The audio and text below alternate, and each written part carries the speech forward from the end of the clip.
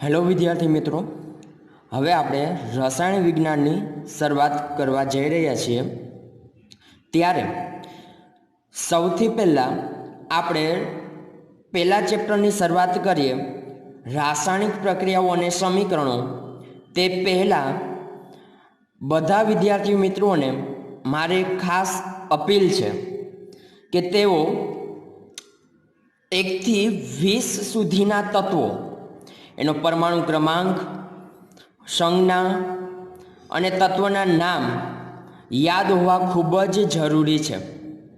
तो सौथी पहला हूँ तमने एक बार 1 થી 20 सुधीना तत्व रिविजन करावी आपू छूं। ऑलरेडी तमे 9मा धोरणमां आना विषे माहिती मेळवी चूक्या छो। ओके, तो पहला नंबरनुं तत्व है हाइड्रोजन, संज्ञा है H। हवे अहींया साइडमां मैं एनी संयोजकता इलेक्ट्रॉननी संख्या अने अणुभार लखेलो छे। संयोजकता इलेक्ट्रॉननी वात आपणे ऑलरेडी नेक्स्ट चेप्टर में करवाना छे। आवर्त कोष्टक वाळुं एक चेप्टर आवे छे, लास्ट चेप्टर, तेमां पण संयोजकता इलेक्ट्रॉननी वात करवानी छे। बचे संयोजकता इलेक्ट्रॉन एटले शुं थाय? तो याद राखो, संयोजकता इलेक्ट्रॉन एटले जे छेल्ली कक्षामां रहेला इलेक्ट्रॉननी संख्या। पाछुं बोलुं छुं, संयोजकता इलेक्ट्रॉन एटले शुं थशे? लास्ट कक्षा, छेल्ली कक्षामां रहेला इलेक्ट्रॉननी संख्या। बीजा नंबरनुं तत्व छे हीलियम, संज्ञा छे He। त्रीजा नंबरनुं तत्व छे लिथियम, संज्ञा छे Li।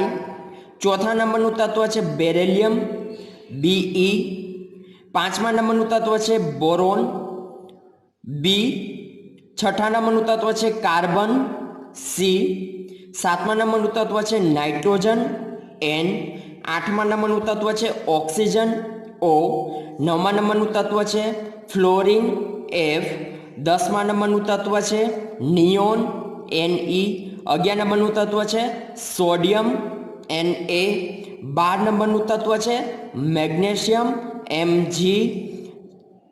13 नंबरनुं तत्व छे एल्युमिनियम, Al। 14 नंबरनुं तत्व छे सिलिकॉन, Si। 15 नंबरनुं तत्व छे फॉस्फरस, P। 16 नंबरनुं तत्व छे सल्फर, S। 17 नंबरनुं तत्व छे क्लोरीन, Cl। 18 नंबरनुं तत्व छे आर्गोन, Ar। 19 नंबरनुं तत्व छे पोटेशियम, K। અને 20 નંબરનું તત્વ છે કેલ્શિયમ, Cm। વિદ્યાર્થી મિત્રો, પાછું હું તમને બોલું છું, 1 થી 20 સુધીના તત્વ આવડતા હોવા ખૂબ જ જરૂરી છે। કેમ કે અહીંયા આપણે રસાયણ વિજ્ઞાનની વાત કરવાના છે, એટલે નોર્મલ વસ્તુ છે। અહીંયા અણુસૂત્ર આવશે, એ અણુસૂત્ર યાદ રાખવા પડશે, અથવા તો કોઈ અણુસૂત્ર કઈ રીતે બને છે, બરાબર, એનો પણ આધાર આપણે અહીંયા જો તત્વો યાદ હશે તમને તો આરામથી તમે બનાવી શકશો અને યાદ રાખી શકશો। અને બીજી વસ્તુ, હોમવર્કમાં 1 થી 20 સુધીના તત્વ 2 વખત બધાએ ફરજિયાત લખવાના છે। ઓકે, તો હવે આપણે શરૂઆત કરવા જઈ રહ્યા છીએ પહેલા ચેપ્ટરની। નામ છે રાસાયણિક પ્રક્રિયાઓ અને સમીકરણો। रासायणिक प्रक्रियाओं अने समीकरणों। मैथ्स में तमे जेम समीकरणों भणो छो एवी ज रीते अहींया पण समीकरणों हशे, पण आ समीकरणों आपणे केमिकल भाषा में लखेला हशे, मतलब कि अणुसूत्र। जो तमने तत्व आवडता हशे, तत्वनी संज्ञा, तो तमे आरामथी समीकरणों बनावी शकशो। इंग्लिश में कहेवाशे chemical reaction and equation. Okay, हवे वात करी छे रासायणिक प्रक्रियाओं, बचे तो रासायणिक प्रक्रिया समझिए ए पहला आपणे वर्ड समझिए कि प्रक्रिया एटले शुं। पहलो प्रश्न, प्रक्रिया एटले शुं? तो आना माटे आपणे रोजिंदा जीवन में जे प्रक्रिया जोवा मळे छे तेना आपणे उदाहरण लईए। जेम के बरफमांथी पाणी बनवुं। धारो के तमारी पासे बरफ है, बरफ ने तमे रूम एम ज एक बाउल में लई अने एक रूम में मूकी राखशो तो शुं थशे?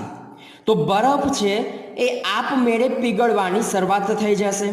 એટલે આ એક પ્રકારની પ્રક્રિયા છે, તમે આ વસ્તુ તમારી નરી આંખે જોઈ શકો છો।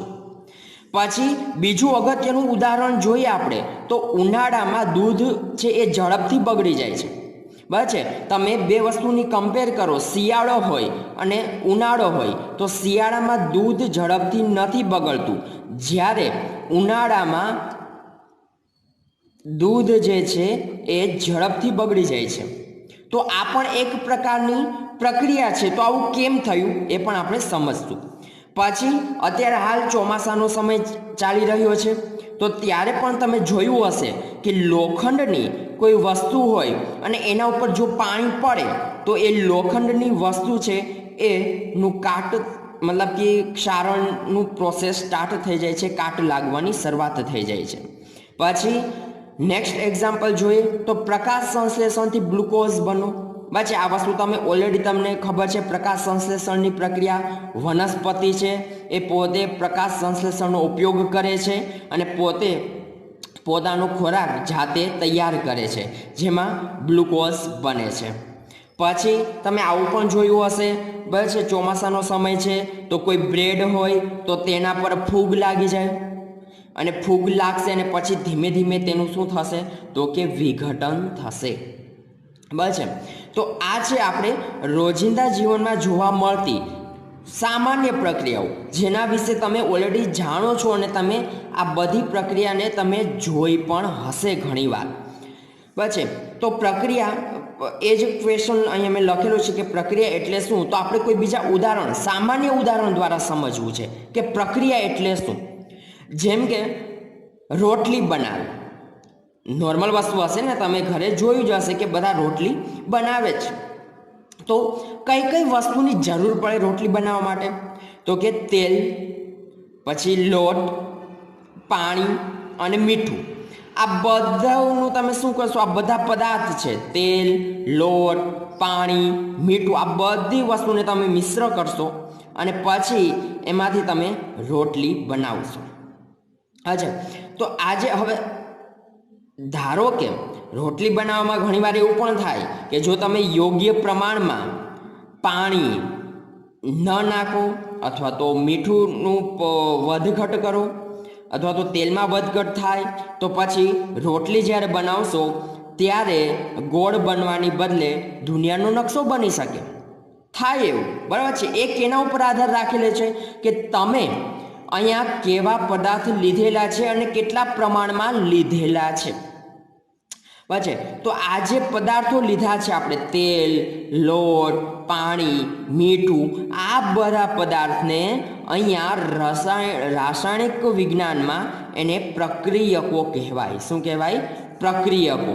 अने जे रोटली बने छे ए रोटलीने निपज कहेवाय, जे तमे खाशो, बरोबर छे।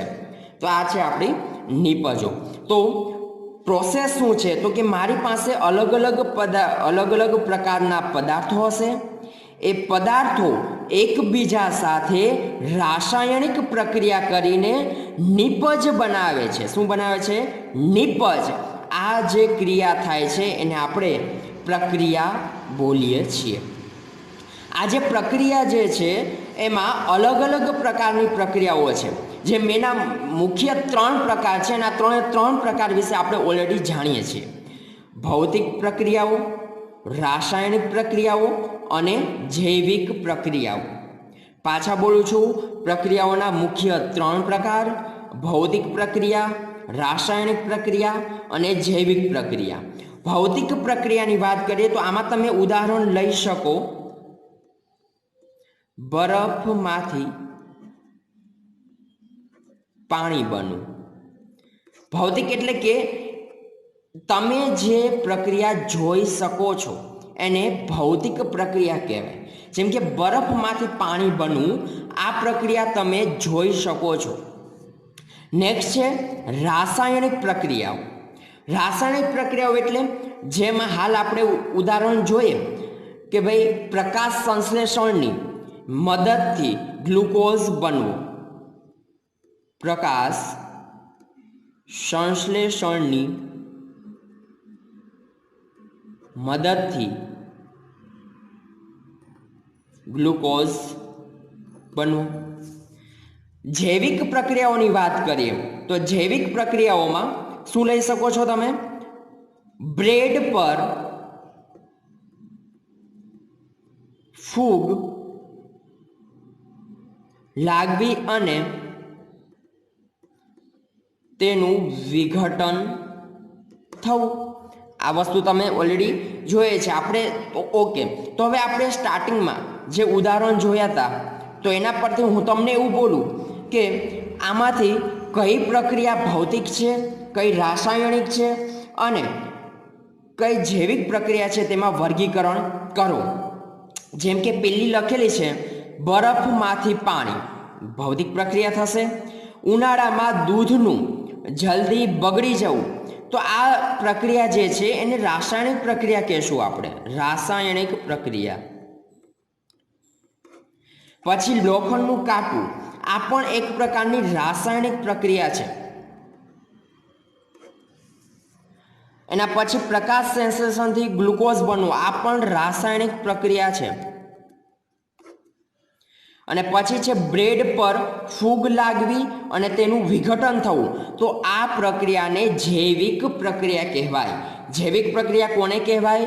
તો યાદ રાખજો કે જેમાં કોઈ બેક્ટેરિયા, વાયરસ, ફૂગ જેવા જીવંત સૂક્ષ્મજીવો દ્વારા જે પ્રક્રિયા થતી હોય તેને જૈવિક પ્રક્રિયા કહેવાય. હવે અહીંયા આ ચેપ્ટરમાં આપણે હાલ વાત કરવાના છે રાસાયણિક પ્રક્રિયાની વાત કરવાની છે. કેની વાત કરવાની છે? રાસાયણિક પ્રક્રિયા. તો રાસાયણિક પ્રક્રિયાની હવે આપણે શરૂઆત કરીશું. ઓકે, રાસાયણિક પ્રક્રિયાઓ. હવે એમાં હેડિંગ માર્યું છે રાસાયણિક પ્રક્રિયાઓ. રાસાયણિક પ્રક્રિયા માટે આપણે સૌથી પહેલા મેગ્નેશિયમની પટ્ટીનો ઉપયોગ કરીએ છીએ. મેં અહીંયા તત્વ લીધેલું છે મેગ્નેશિયમ. મેગ્નેશિયમ ઘન અવસ્થામાં મેગ્નેશિયમની પટ્ટી લીધેલી છે.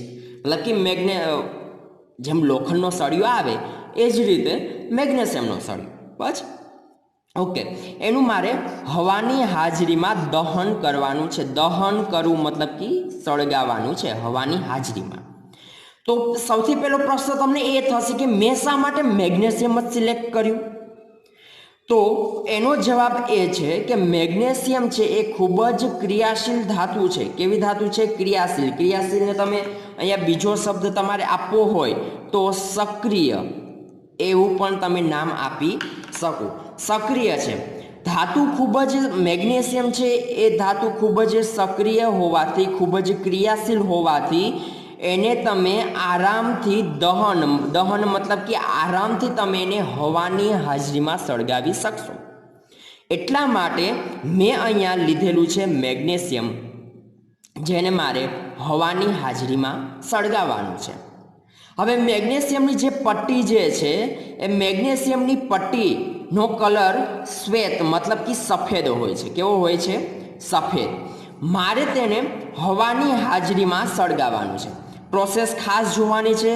મેગ્નેશિયમની પટ્ટી છે, પછી મેં અહીંયા ઓલરેડી એરા વડે બતાવ્યું છે કે ક્યાંથી કઈ સાઈડ જવાનું છે. તો મેગ્નેશિયમની પટ્ટી છે એને મારે હવાની હાજરીમાં સળગાવવાની છે. હવાની હાજરીમાં એ સફેદ રંગની જ્યોતથી સળગશે. કેવી જ્યોતથી સળગશે? સફેદ રંગની. અને સળગ્યા પછી તમને સફેદ રાખ મળશે. શું મળશે? સફેદ રાખ. એ સફેદ રાખને બોલાય રાસાયણિક ભાષામાં મેગ્નેશિયમ ઓક્સાઇડ. શું બોલી શકાશે? Magnesium oxide. પ્રોસેસ પાછું બોલું છું. મેગ્નેશિયમની પટ્ટી છે, મેગ્નેશિયમની પટ્ટીને મેં હવાની હાજરીમાં સળગાવી એટલે એ સફેદ જ્યોતથી સળગી. સફેદ જ્યોતથી સળગ્યા બાદ તેમાંથી મને સફેદ રાખ મળી, જેને હું મેગ્નેશિયમ ઓક્સાઇડ બોલીશ. હવે બીજું ખાસ મિત્રો કે જ્યારે મેગ્નેશિયમની પટ્ટી તમે લો છો ત્યારે તેને ખાસ પહેલાં સાફ કરવામાં આવે છે. શા માટે સાફ કરવામાં આવે છે? તો એનું કારણ છે કે મેગ્નેશિયમ છે એ ખૂબ જ સક્રિય ધાતુ છે. ખૂબ જ સક્રિય ધાતુ હોવાને લીધે મેગ્નેશિયમ છે એ હવાના ઓક્સિજન સાથે પ્રક્રિયા કરી અને પોતાનું જે પડ જે છે એ પડ ઉપર મેગ્નેશિયમ ઓક્સાઇડ બનાવશે। બસ છે, મેગ્નેશિયમ ઓક્સાઇડ આ પડ ઉપર આખું મેગ્નેશિયમ ઓક્સાઇડનું સ્તર લાગી જશે। હવે એ નેક્સ્ટ તમે એને સળગાવશો તો એ પ્રક્રિયા નહીં કરે। એટલા માટે જ્યારે તમે મેગ્નેશિયમની પટ્ટીને સળગાવવાનો પ્રયોગ કરો છો ત્યારે સૌથી પહેલાં મેગ્નેશિયમની પટ્ટીને કાચ પેપર વડે ઘસવામાં આવશે અને એ જે છે ઉપરનું મેગ્નેશિયમ ઓક્સાઇડ દૂર કરવામાં આવશે। હવે આ જે પ્રક્રિયા મેં લખી કે મેગ્નેશિયમની પટ્ટી છે જેનો કલર શ્વેત રંગનો છે, હવાની હાજરીમાં સળગાવી એટલે સફેદ રંગની જ્યોતથી સળગી અને સફેદ રાખ મળી, જેને મેં મેગ્નેશિયમ ઓક્સાઇડ બોલું છું। તો આ જ વસ્તુ મેં અહીંયા શબ્દમાં લખેલી છે, પણ આ જ વસ્તુને મારે સમીકરણ સ્વરૂપે દર્શાવવું છે। તો કઈ રીતે દર્શાવશો તો જોઈએ। અહીંયા સૌથી પહેલાં મેં ઉપર શબ્દમાં જ લખ્યું છે કે મારી પાસે મેગ્નેશિયમ છે, જે કેવી અવસ્થામાં છે? ઘન અવસ્થામાં છે। કેવી અવસ્થામાં છે? ઘન। એટલે અહીંયા સાઈડમાં જોઈ શકો છો મેં એસ લખેલું છે। પ્લસ બીજું શું છે? હવાની હાજરીમાં સળગાવવાનું છે, એટલે દહનની પ્રક્રિયા માટે તમને ખબર હશે ઓક્સિજન વાયુની જરૂર પડે, એટલે વાતાવરણમાંથી એ ઓક્સિજન વાયુ મેળવશે, જેની સંજ્ઞા છે ગેસ, મતલબ કે ગેસ અવસ્થામાં છે, એટલે અહીં લખેલું છે મેં જી।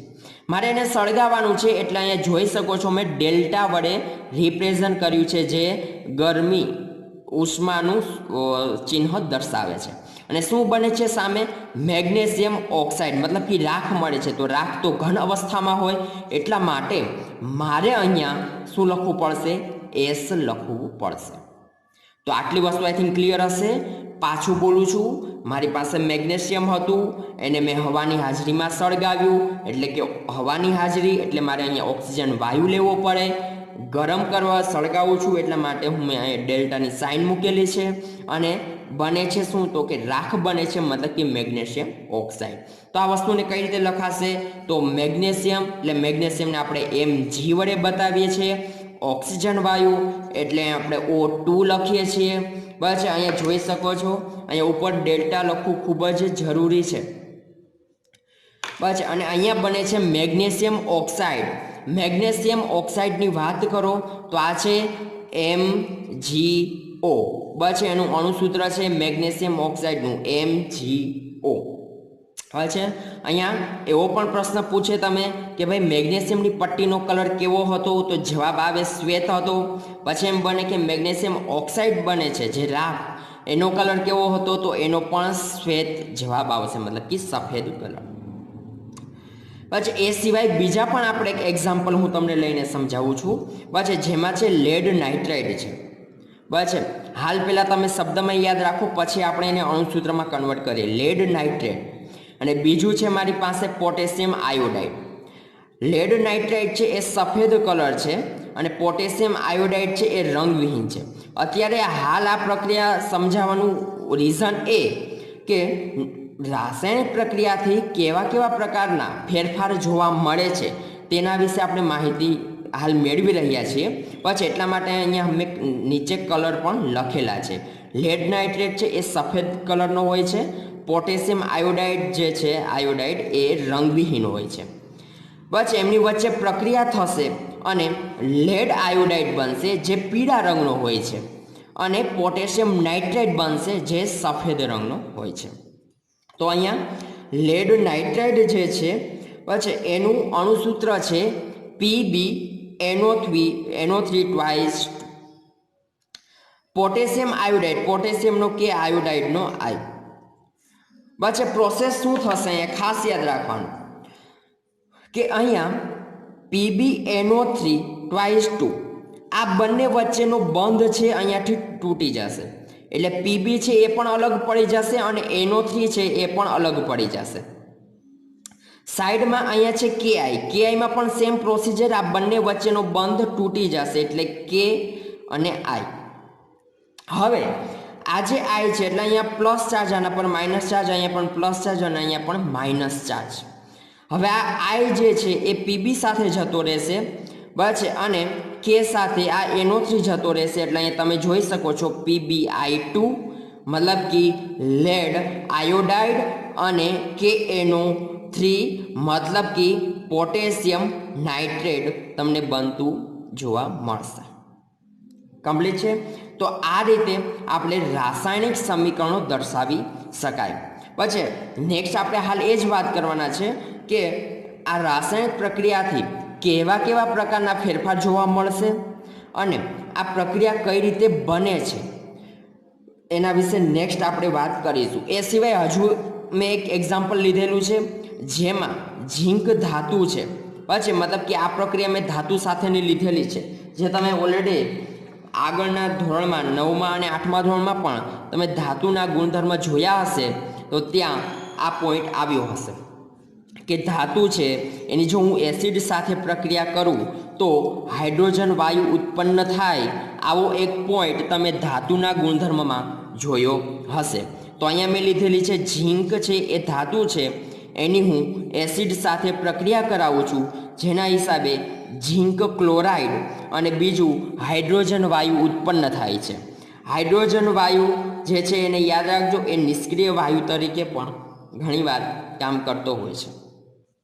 અહીંયા હાઇડ્રોક્લોરિક એસિડ જે છે બરાબર છે એના હિસાબે એ ઉર્જા મુક્ત કરશે, બરાબર છે, કેમ કે એસિડિક પદાર્થ છે એટલા માટે આ જે પ્રક્રિયા જે છે એને ઉષ્માક્ષેપક પ્રક્રિયા કહે છે। પછી ડિટેલમાં જોવાનું છે ઉષ્માક્ષેપક અને શોષક, એટલા માટે હાલ અહીંયા કોઈ ડિસ્કસ કરતો નથી। ઓકે, તો હવે જોઈએ અહીંયા કે રાસાયણિક પ્રક્રિયાઓ દરમિયાન તમને કેવા કેવા પ્રકારના ફેરફાર જોવા મળશે।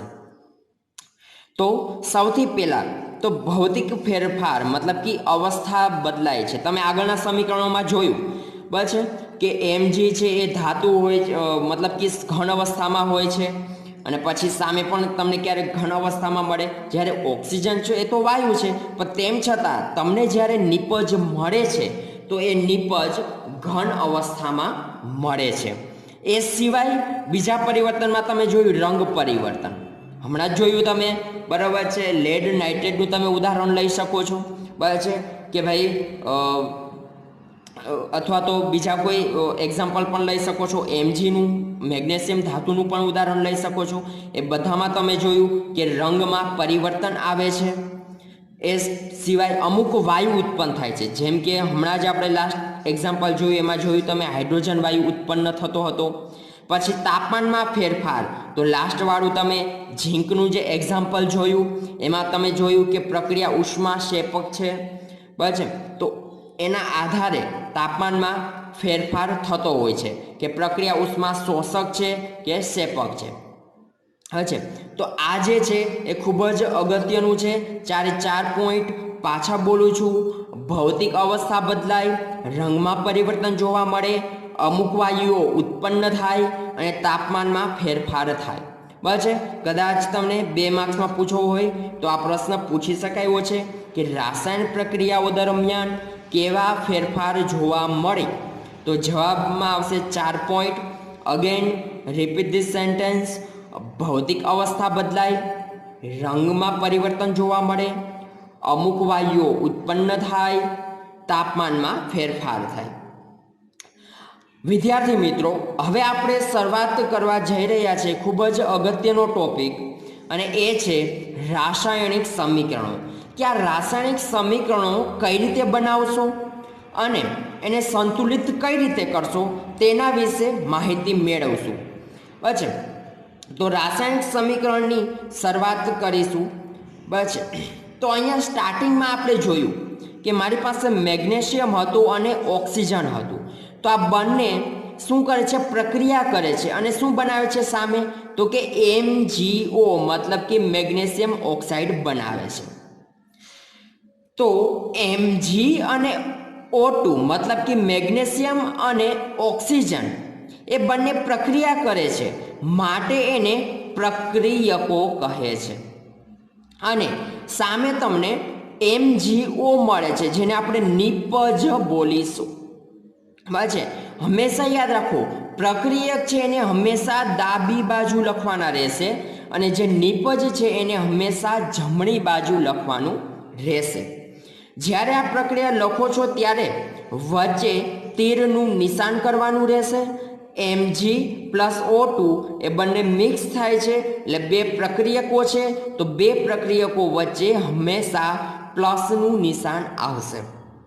બરાબર છે, એટલે કે એક કરતાં વધારે પ્રક્રિયકો જ્યારે પ્રક્રિયા કરતા હોય ત્યારે તેમની વચ્ચે પ્લસનું નિશાન આવશે। અહીંયા પોઈન્ટ ઓલરેડી મેં નોટેડ કરેલો છે। હા છે, અને MgO છે એ તમારી નિપજ છે, અને Mg અને O2 એ તમારું પ્રક્રિયક છે। એ પોઈન્ટ પણ મેં અહીંયા લખેલો છે, જોઈ શકો છો। હવે ઉપરની પ્રક્રિયા જો, આ પ્રક્રિયા પરથી તમને શું લાગે છે? આ બાજુ Mg ના મોલ કેટલા? મોલ એટલે તેની આગળ રહેલી સંખ્યા, બરાબર છે, અને અહીંયા જે સંખ્યા લખેલું હોય એના પરમાણુની સંખ્યા દર્શાવી નીચેની બાજુ। તો અહીંયા Mg 1 છે। અહીંયા હાલ આપણે પરમાણુની સંખ્યાની વાત કરું હું તમને, તો અહીંયા Mgની સંખ્યા કેટલી છે? 1। O2ની સંખ્યા કેટલી છે? 2। હવે સામેની બાજુ તમે જાશો તો અહીંયા Mg કેટલો છે? 1। ઓક્સિજન કેટલો છે? 1। ઓકે, તો હવે ડાબી બાજુ ઓક્સિજનની સંખ્યા 2, જ્યારે જમણી બાજુ ઓક્સિજનની સંખ્યા 1। Mgની સંખ્યા જોઈ શકો છો, ડાબી અને જમણી બાજુ બંને એક જ છે, બટ ઓક્સિજનની સંખ્યામાં ફેરફાર જોવા મળે છે। જો પ્રક્રિયા આ પ્રકારની હોય તો આ પ્રક્રિયાને અસમતોલિત પ્રક્રિયા કહે છે। કેવી છે પ્રક્રિયા? અસમતોલિત, મતલબ કે બંને બાજુ પરમાણુની સંખ્યા કેવી હોય? અસમાન હોય। કેવી હોય? અસમાન। બરાબર છે, પાછું બોલું છું, અસમતોલિત પ્રક્રિયા કોને કહેવાય? કે બંને બાજુ પરમાણુઓની સંખ્યા કેવી હોય? અસમાન। તો જોઈ શકો છો ઉપરનું એક્ઝામ્પલ, Mg અહીંયા જમણી બાજુ 1 છે અને ડાબી બાજુ પણ 1 છે। જ્યારે ઓક્સિજનની વાત કરીએ તો ડાબી બાજુ ઓક્સિજનના 2 પરમાણુ છે, જ્યારે જમણી બાજુ એક જ પરમાણુ છે। મતલબ અહીંયા જે પ્રક્રિયા આપેલી છે એને અસમતોલિત પ્રક્રિયા કહેવાશે। બરાબર છે, તો બીજો વર્ડ આવે સમતોલિત રાસાયણિક પ્રક્રિયા। સમતોલિત રાસાયણિક પ્રક્રિયા એટલે શું? તો અહીંયા મેં લખેલું છે બંને બાજુ પરમાણુઓની સંખ્યા કેવી હોય? સમાન હોય। કેવી હોય? સમાન। બંને બાજુ પરમાણુઓની સંખ્યા કેવી હોય? સમાન હોય। તો આવી પ્રક્રિયાને સમતોલિત પ્રક્રિયા કહે છે। તમારે ઉદાહરણ સમજવું હોય તો સમજી શકો છો। ઉપર આપણે Mg હતું અને અહીંયા ઓક્સિજન O2 હતું અને MgO બનતા હતા, પણ આપણે હવે પ્રક્રિયામાં જોયું કે અહીંયા તો ઓક્સિજન 2 છે, જ્યારે અહીંયા ઓક્સિજન 1 હતો। એટલે મેં શું કર્યું કે અહીંયા ઓક્સિજન 2 લાવવા માટે મેં અહીંયા આગળ 2 લખ્યા।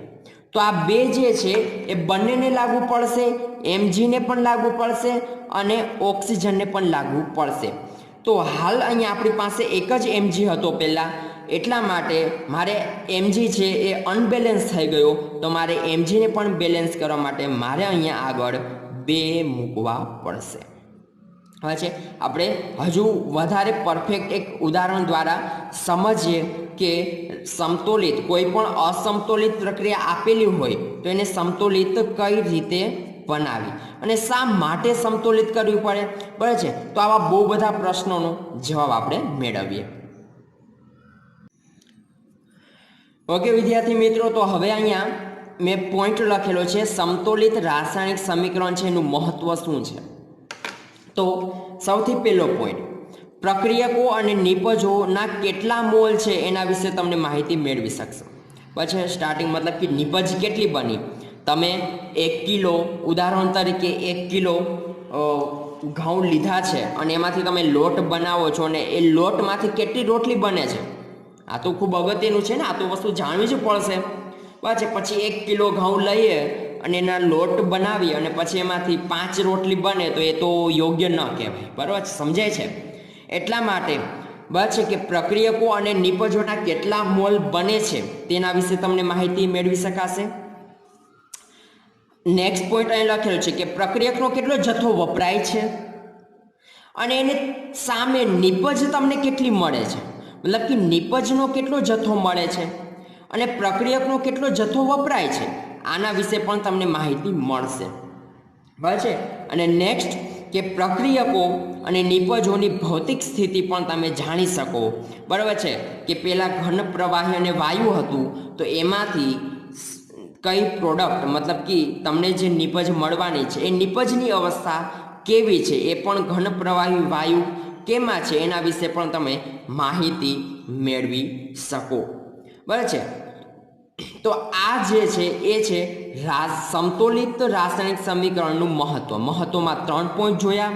Again repeat this 3 sentence. પ્રક્રિયકો અને નિપજોના કેટલા મોલ છે તેના વિશે તમે જાણી શકો છો।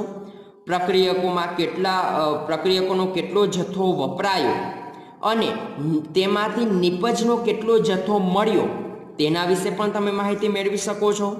પ્રક્રિયકો અને નિપજોની ભૌતિક સ્થિતિ વિશે પણ તમે જાણી શકો છો। તો પાછો પ્રશ્ન થાય કે ભાઈ કોઈ પણ અસમતોલિત સમીકરણને શા માટે સમતોલ કરવું પડે? આ પ્રશ્ન ખૂબ અગત્યનો છે।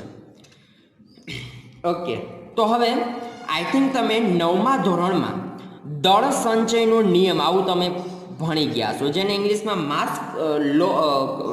માસ કન્ઝર્વેશનનો નિયમ તરીકે પણ ઓળખવામાં આવે છે।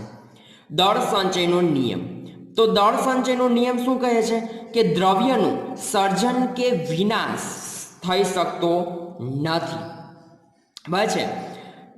શું બોલું છું કે દ્રવ્ય છે એનું સર્જન કે વિનાશ થઈ શકતું નથી, આવું દળ સંચયનો નિયમ બોલે છે। તો આના પરથી જ બરાબર છે આ કોઈ પણ સમીકરણ છે એ સમતોલિત આપણે કરીએ છીએ કે પ્રક્રિયક પછી હા એના વજનમાં વધઘટ થઈ શકે પણ તેના દ્રવ્યોની અંદર કોઈ પણ જાતનો ફેરફાર થતો નથી। જો પ્રક્રિયા દરમિયાન પ્રક્રિયકોની અંદર 100 પરમાણુ આવેલા હોય તો નિપજ બને ત્યારે પણ 100 જ પરમાણુ થતા હોવા જોઈએ, બરાબર છે। માટે દળ સંચયના નિયમને અનુસરીને આપણે બંને બાજુ પરમાણુઓની સંખ્યા કેવી કરવી પડે છે? સમાન કરવી પડે છે, બરાબર છે। જેમ કે અહીંયા મેં એક ઉદાહરણ આપેલું છે, આ ઉદાહરણ ખૂબ જ સહેલું છે। મેં લીધેલું છે ઝીંક ધાતુ લીધેલી છે અને અહીંયા લીધેલું છે મેં H2SO4 મતલબ કે સલ્ફ્યુરિક એસિડ। ઝીંક ધાતુ લીધેલી છે, સલ્ફ્યુરિક એસિડ છે, ઝીંક ધાતુ છે એ ઘન અવસ્થામાં છે માટે મેં અહીંયા S લખેલો છે। અહીંયા H2SO4 મતલબ કે સલ્ફ્યુરિક એસિડ જે છે એને મેં અહીંયા AQ લખેલું છે, મતલબ કે AQ મતલબ જલીય દ્રાવણ। હવે અહીંયા પ્રોસેસ શું થશે તો ખાસ વસ્તુ યાદ રાખો, H2SO4 વચ્ચેનો બંધ તૂટી જશે એટલે મતલબ કે H છે એ પ્લસમાં અને SO4 છે એ માઇનસ આયન છૂટો પડી જશે અને આ SO4 જે છે એ ત્યાંથી બહાર નીકળીને ડાયરેક્ટ પેલા Zn પાસે જતો રહેશે, બરાબર છે। શું થાય છે પ્રોસેસ? અહીંયા H2SO4 છે એટલે હવે બંનેને કંઈ પ્રોબ્લેમ થયો, બંનેના સંબંધમાં કંઈ પ્રોબ્લેમ આવ્યો એટલે શું થયું? H2 અને SO4 બંને અલગ થઈ ગયા, બરાબર છે। અને આ SO4 ને જે જોતું હતું એ મળી ગયું, તેના જેવો જ એનો જીવનસાથી એટલે કે Zn, અને આ SO4 છે એ Zn સાથે જતો રહ્યો અને ZnSO4 બનાવી દીધું અને આ ભાઈ સિંગલ થઈ ગયા અને પોતે હવે એટલા કેપેબલ છે, પોતે એકલા રહી શકે છે એટલે અહીંયા H2 હાઇડ્રોજન વાયુ મુક્ત થયો। કમ્પ્લીટ છે અહીંયા સુધીનું। તો હવે આ પ્રક્રિયામાં જોઈ શકો છો આ બાજુ Znની સંખ્યા કેટલી? તો કે 1। આ બાજુ Zn કેટલા છે? 1 છે। ઓકે, મતલબ કે તમારું ઝીંક જે છે એ પ્રક્રિયા ઓલરેડી પહેલેથી જ મતલબ કે પરમાણુની સંખ્યા કેવી છે? બેલેન્સમાં છે। તો અહીંયા જોઈ શકો છો ડાબી અને જમણી એવું મેં લખેલું છે, એમાં Znની સંખ્યા 1 અને જમણી બાજુ પણ Znની સંખ્યા 1। આ બાજુ સલ્ફર કેટલા છે? 1 છે, જોઈ શકો છો। તો નિપજ બને છે એમાં પણ સલ્ફરની સંખ્યા 1। તો અહીં જોઈ શકો છો ડાબી બાજુ મેં સલ્ફર લખેલો છે 1 અને જમણી બાજુ પણ સલ્ફર 1। એ પછી ઓક્સિજનની વાત કરો તો ઓક્સિજનની સંખ્યા કેટલી છે? 4, જોઈ શકો છો। SO4 મતલબ કે ઓક્સિજન કેટલા છે? 4। आ बाजू पण ऑक्सीजननी संख्या केटली छे 4 मतलब कि डाबी बाजू पण ऑक्सीजननी संख्या 4 अने जमणी बाजू पण ऑक्सीजननी संख्या 4। हवे नेक्स्ट हाइड्रोजन अहींया केटला छे 2 तो जोई शको छो जमणी बाजू पण हाइड्रोजन केटला छे 2 मतलब कि डाबी बाजू पण हाइड्रोजन 2 अने जमणी बाजू पण हाइड्रोजन 2 मतलब कि अहींया जे प्रक्रिया आपेली छे ए संपूर्ण समतोलित प्रक्रिया छे एवुं कहेवाय। आवी जो समतोलित प्रक्रिया होय तो आने समतोल करवानी कोई पण जरूर नहीं। पछी अहींया बंने बाजू दळ संचयना नियम अनुसार पछी बधा ज तत्वमां प्रक्रियको अने निपजोनी संख्या समान छे। तो आ प्रकारनुं समीकरण जो तमने कोई जोवा मळे तो तेने समतोलित समीकरण कहे छे। अने जो कोई असमतोलित समीकरण होय तो आपणुं कर्तव्य बने छे कि आपणे ए असमतोलित समीकरणने समतोलितमां रूपांतर करीशुं। विद्यार्थी मित्रों आपणे हजू एक नेक्स्ट एक्जाम्पल लईए। अहींया मैं लीधेलुं छे Fe मतलब कि लोखंड लीधेलुं छे अने बीजुं लीधेलुं छे H2O मतलब कि पाणी। बस अने शुं बने छे तो के Fe3O4 अने H2 बस जमणी बाजू जोई शको छो एक प्रोडक्ट बने छे। अत्यारे हाल आपणे खाली बेलेन्स में करवानुं छे। अहींया कोई पण जातनुं कई रीते आ Fe3O4 बन्युं ए हाल शीखवानुं नथी। आपणे नेक्स्ट पछी ज्यारे प्रक्रियानी शरूआत करीशुं 1 बाय 1 त्यारे ए जोशुं के Fe3O4 कई रीते बन्युं। ओके तो अहींया जोई शको छो अहींया मारी पासे टोटल परमाणु केटला तो तमे जोई शको तो एक तो Fe छे पछी हाइड्रोजन छे अने ऑक्सीजन छे। तो जोई शको छो ए सिवाय मारी पासे अहींया 3 परमाणु छे तत्व छे Fe हाइड्रोजन अने ऑक्सीजन बचे मतलब कि आयरन लोखंड H अने O। तो हवे डाबी अने जमणी एवुं अहींया मैं लखेलुं छे जोई शको छो डाबी बाजू अने जमणी बाजू। डाबी बाजू उपर प्रक्रिया जो तो Fe केटला छे 1 ओके जमणी बाजू Fe केटला छे 3। हाइड्रोजन की बात करो तो डाबी बाजू हाइड्रोजन छे 2 जमणी बाजू हाइड्रोजन छे 2। ऑक्सीजन की बात करो तो अहींया 1 छे ज्यारे जमणी बाजू 4 छे। मतलब कि Fe में जोई शको छो जमणी बाजू परमाणुनी संख्या वधारे छे। हाइड्रोजन की बात करें तो बंने जग्याए बबे छे मतलब 2 छे एटले आने कई आपणे संतुलित करवानी जरूर नहीं। ऑक्सीजन की बात करो तो अहींया 1 छे अने अहींया 4 छे। ओके तो आ हवे जोईए तो हवे शरूआत कई रीते करशो। तमने कोई असमतोलित समीकरण आप्युं होय अने तेने तमारे समतोलित करवुं होय तो कई रीते करशो। तो आना माटे सौथी पहेला तमारे ए जोवानुं के जमणी बाजू कोना परमाणुओनी संख्या सौथी वधारे छे। तो तमे जोई शको छो एमां आवशे तो ऑक्सीजन केटला छे 4। ओके तो ऑक्सीजन धरावतुं संयोजन आपणे पसंद करवुं पड़शे। तो ऑक्सीजन धरावतुं संयोजन कयुं छे मारी पासे H2O बचे मतलब कि पाणी बचे जे केमां छे प्रक्रियक छे। तो हवे निपज में तमे जोई शको छो निपज में केटला छे ऑक्सीजन 4 ऑक्सीजन छे देखाय छे केटला छे 4। जमणी बाजू केटला छे 1। तो हूँ आने केटला वडे अहींया गुणुं जेना हिसाबे मने अहींया ऑक्सीजन 4 मळे। तो अहींया 1 हतो जो 1 ने हूँ 4 वडे गुणुं तो मने केटला ऑक्सीजन मळशे सामे 4 मतलब कि हूँ आने 4 वडे गुणीश तो मने अहींया 4 ऑक्सीजन मळशे। मतलब कि मारे H2O आगळ केटला लखवा पड़शे 4 लखवा पड़शे। तो जो बंने बाजू हवे ऑक्सीजन की तमे संख्या गणी शको छो। आ जे 4 जे छे ए हाइड्रोजन ने पण लागू पड़शे अने ऑक्सीजन ने पण लागू पड़शे। बस तो अहींया निपज में ऑलरेडी तमे जोई शको छो ऑक्सीजनना 4 परमाणु छे। मतलब हवे आपणो ऑक्सीजन बेलेन्स में आवी गयो छे। आपणे ऑक्सीजन ने समतोलित करी दीधो छे। तो हवे नेक्स्ट कोनो वारो तो के हाइड्रोजन। पण हाइड्रोजन तो ऑलरेडी तमारुं केमां छे बेलेन्स में छे। બરાબર છે, બટ હવે બેલેન્સમાં નહીં રહે. સ્ટાર્ટિંગમાં બેલેન્સમાં હતું, પણ તમે જ્યારે 4 એડ કર્યા તમારે, ત્યારે તમારી હાઇડ્રોજનની સંખ્યા કેટલી થઈ ગઈ છે? 8 થઈ ગઈ છે. યાદ રાખો, અહીંયા 4 દુ 8 એટલે અહીંયા હાઇડ્રોજનની 4 દુ 8 એટલે અહીંયા હાઇડ્રોજનની સંખ્યા થઈ ગઈ છે 8.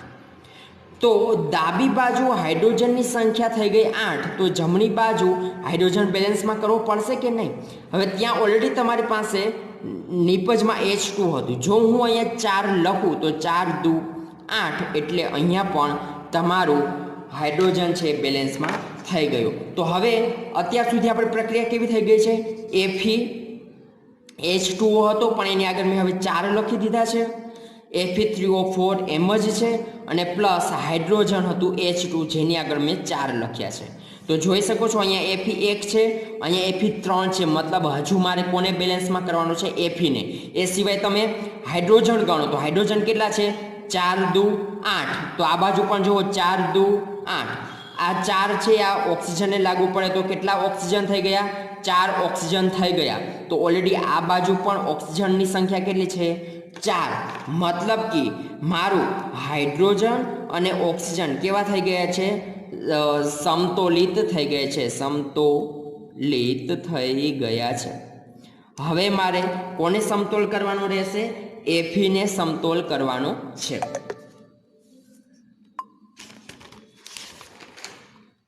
તો Fe ને સમતોલ કરવા માટે શું કરીશું? બંને બાજુ અહીંયા કેટલો છે? આપણે ડાબી બાજુ Fe 1 છે, જમણી બાજુ Fe ની સંખ્યા કેટલી છે? 3. તમે જોઈ શકો છો Fe ની સંખ્યા કેટલી છે? 3. તો કશું કરવાની જરૂર નથી, બસ આ Fe ને 3 વડે ગુણી દો. તો આ થઈ ગયું તમારું આખું સમતોલિત સમીકરણ. જોઈ શકો છો Fe કેટલા છે? 3. તો જોજી, ડાબી બાજુ જમણી બાજુ 3 છે. હા છે. અહીંયા હાઇડ્રોજન કેટલા છે? 4 દુ 8, મતલબ કે 8 હાઇડ્રોજન હોવા જોઈએ. યસ, 4 દુ 8, 8 હાઇડ્રોજન છે. ઓક્સિજન કેટલા છે? 4. આ 4 અહીંયા લાગુ પડશે એટલા માટે. તો અહીંયા પણ કમ્પ્લીટ છે Fe3O4.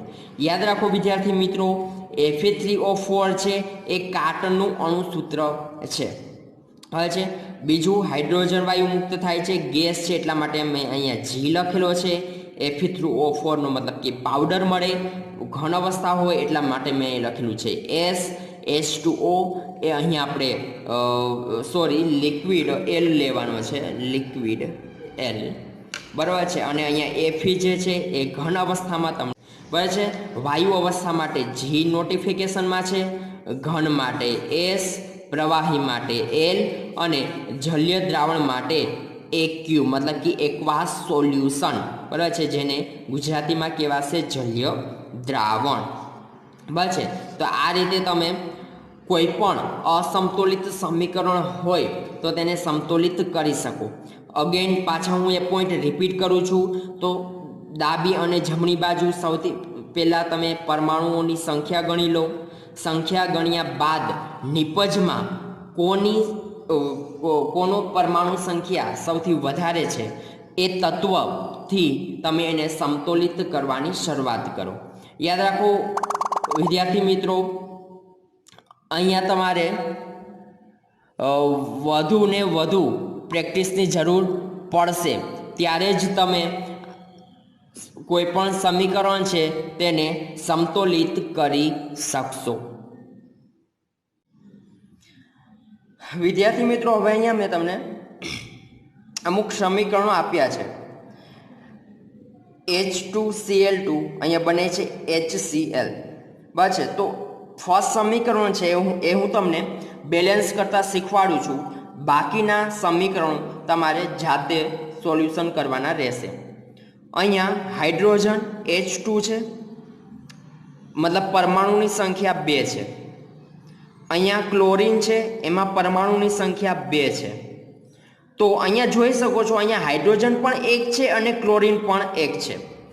બને છે શું? Hydrochloric acid. તો અહીંયા હાઇડ્રોજન અને ક્લોરીન બંનેને બેલેન્સમાં કરવા પડે, એટલા માટે જો હું અહીંયા 2 લખું તો આ 2 હાઇડ્રોજનને પણ લાગુ પડે અને Cl ને પણ લાગુ પડે. એટલે હાઇડ્રોજનના પરમાણુની સંખ્યા પણ 2 થઈ જશે અને Cl ના પરમાણુની સંખ્યા પણ 2 થઈ જશે અને હવે આ સમીકરણ તમારું સમતોલમાં છે તેવું કહેવાય. તો બાકીના જે સમીકરણો જે છે એ હોમવર્કમાં કરવાના રહેશે. છેલ્લો પ્રશ્ન સમજાવી દઉં છું શું કરવાનું રહેશે. બેરિયમ ક્લોરાઇડનું અણુસૂત્ર તમારે જાતે બનાવવાનું રહેશે અને સોડિયમ સલ્ફેટ એ બંનેનું તમારે સમીકરણ સૌથી પહેલાં બનાવવાનું છે અને એ બંને વચ્ચે પ્રક્રિયા થઈ અને અદ્રાવ્ય બેરિયમ સલ્ફેટ અને સોડિયમ ક્લોરાઇડનું દ્રાવણ મળે છે. આનું તમારે રાસાયણિક સમીકરણ બનાવવાનું છે. આવડે તો પૂરો પ્રયત્ન કરજો. બાકી નેક્સ્ટ લેક્ચરમાં હું તમને આ સમીકરણ કઈ રીતે બને છે એના વિશે થોડીક ચર્ચા કરીશ. 9મા ધોરણમાં ઓલરેડી તમે રાસાયણિક સૂત્ર કઈ રીતે બને છે, અણુસૂત્ર કઈ રીતે બને છે તેના વિશે માહિતી મેળવી ચૂક્યા છો. બરાબર છે. તો મને આશા છે કે તમે આ સૂત્ર બનાવી અને રાસાયણિક પ્રક્રિયા કરી આપશો. અહીંયા ઓલરેડી તમને નામ તો આપી જ દીધા છે. જે નિપજ બને છે એ નિપજના નામ અહીંયા લખેલા છે અને ઉપર પ્રક્રિયકના નામ લખેલા છે. ઓકે વિદ્યાર્થી મિત્રો.